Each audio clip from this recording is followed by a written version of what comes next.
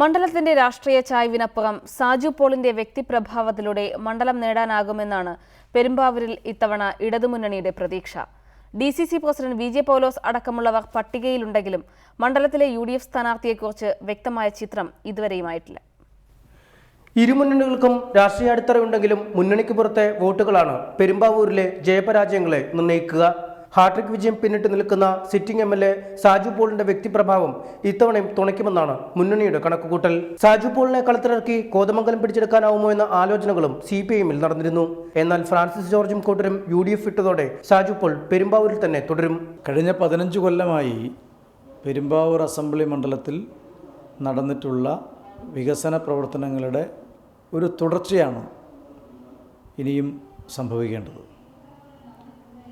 ആ തുടർച്ചയ്ക്ക് വേണ്ടി തന്നെയാണ് ഇടതുപക്ഷ ജനാധിപത്യ മുന്നണി വീണ്ടും ജനങ്ങളെ സമീപിക്കുന്നത്. നല്ല വിജയം നേടിയെടുക്കാൻ കഴിയുമെന്ന് തന്നെയാണ് പ്രതീക്ഷിക്കുന്നത്. DCC പ്രസിഡന്റ് VJ പൗലോസ്, മുൻ ജില്ലാ പഞ്ചായത്ത് പ്രസിഡന്റ് എൽദോസ് കുന്നപ്പള്ളി, കഴിഞ്ഞ തവണത്തെ സ്ഥാനാർത്ഥി ജെയ്സൺ ജോസഫ് തുടങ്ങിയവരുടെ പേരുകൾക്കാണ് കോൺഗ്രസ് പട്ടികയിൽ മുൻതൂക്കം. ഇവരിൽ ആര് അംഗത്തിനെത്തുമെന്നറിയാൻ സ്ഥാനാർത്ഥി പ്രഖ്യാപനം വരെ കാത്തിരിക്കേണ്ടി വരും. പെരുമ്പാവൂർ സീറ്റിൽ ഞാൻ ഉൾപ്പെടെ പലരുടെ പേരുകളും അതിനകത്തുണ്ട്.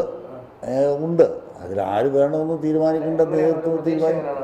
അല്ല, നമ്മളൊക്കെ എല്ലാവരും ശുഭാപ്തി വിശ്വാസികളല്ലേ. നമ്മളെല്ലാവരും പ്രതീക്ഷയും പ്രത്യാശയുള്ളവരാണ്. അതുകൊണ്ടല്ലേ നമ്മൾ ഇങ്ങനെയൊക്കെ വളരെ സജീവമായിട്ട് മുന്നോട്ട് പോകണം.